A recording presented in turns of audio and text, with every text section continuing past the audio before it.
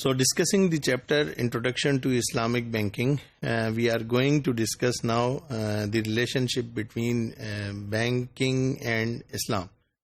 So, although institutional presence of banks were not there in early Islamic history, but the function of saving and investment was there even before Islam. یہ آج کی تاریخ نہیں ہے کہ انسان جو کماتا ہے اس میں سے کچھ اپنی سیونگ بھی کرنا چاہتا ہے، بلکہ یہ ہسٹری بہت پرانی ہے، یہاں تک کہ اس ہسٹری کا اسلام سے اور نان اسلامک جتنے بھی ادر ریلیجنز ہیں ان سے کوئی اسپیسیفکلی تعلق نہیں ہے. یعنی ہم یوں نہیں کہہ سکتے کہ بینکس آئے تو اس نے انسان کو جو ہے وہ سیونگ کا کنسیپٹ دیا اور اس سے پہلے سیونگ کا کنسیپٹ نہیں تھا. Even we can't say like this کہ اسلام آیا تو اس نے انسان کو سیونگ کا کنسیپٹ دیا اور اس سے پہلے سیونگ کا کنسیپٹ نہیں تھا. تو سیونگ کا جو کنسیپٹ ہے یہ بہت پرانا ہے. یہ ایک الگ بات ہے کہ یہ کنسیپٹ جب سے موجود تھا اور جب سے یہ چلا آ رہا ہے تو اسی وقت سے جو فائنینشیل انسٹیٹیوشنز ہیں، جو بینکس ایز اے اسپیسیفکلی جو ٹرم آج ہم اسے جس طرح سے سمجھتے ہیں اس طرح سے انسٹیٹیوشن موجود نہیں تھے.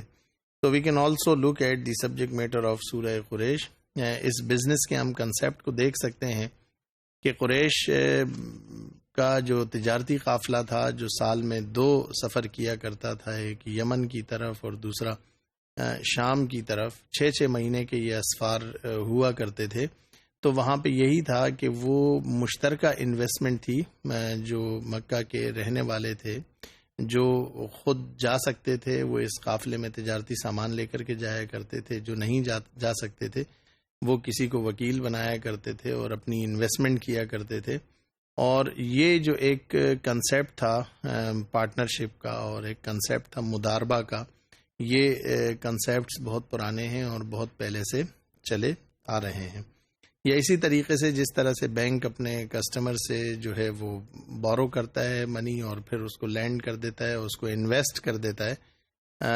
اگر ہم ایسی احادیث دیکھیں تو بخاری شریف میں ہمیں ایسی احادیث بھی ملتی ہیں کہ جہاں پہ ایک صحابی کے انتقال کے وقت 22,000 دینار جو ہے وہ اس کے 22 لاکھ دینار جو ہے وہ قرض ان کے اوپر نکل آتا ہے. یقیناً یہ 22 لاکھ دینار انسان اپنی ذاتی ضروریات کے استعمال کے لیے جو ہے یہ نہیں لے سکتا، بلکہ یہ انویسٹمنٹ پرپس کے لیے ہی ہوگا. دس از اندر ایگزامپل دی مداربہ بزنس بٹوین رسول اللہ صلی اللہ علیہ وسلم اینڈ ام المومنین حضرت خدیجۃ الکبریٰ رضی اللہ تعالی عنہا before Islam was an example of financial intermediation.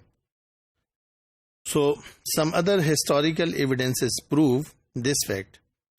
Therefore, contemporary scholars are of the view that banking itself is a permissible concept and the issue is in methodology. یعنی یہ concept تو بالکل ٹھیک ہے، مگر جو یہ میتھڈ ہے جس میں انٹرسٹ بیس سسٹم ہے، یہ میتھڈ جو ہے یہ درست نہیں ہے.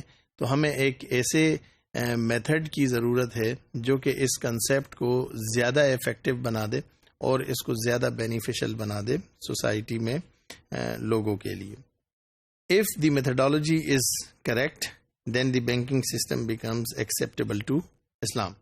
کہ اگر یہ میتھڈ کریکٹ ہو جاتا ہے، بینکس موجود رہتے ہیں، مگر جو بینک کا بیسک فنکشن جو کنونشنل بینک میں تصور کیا جاتا ہے، جس کا کام صرف منی بورو کرنا اور اس کو لینڈ کر دینا، اس کے اوپر انٹرسٹ لینا اور انٹرسٹ پے کر دینا، تو لینڈنگ اور بوروئنگ کے اس کنسیپٹ سے نکل کر اگر یہ اس کنسیپٹ پر آتا ہے جو کنسیپٹ آج اسلامک بینکس پیش کر رہے ہیں اور اس میں امپرومنٹ کنٹینیوسلی اس میں امپرومنٹ ہو رہی ہے، تب تو یہ سسٹم اسلام کو بھی ایکسیپٹیبل ہے اور یہ بہت بینیفیشل بھی ہوگا اور بہت فروٹفل بھی ہوگا.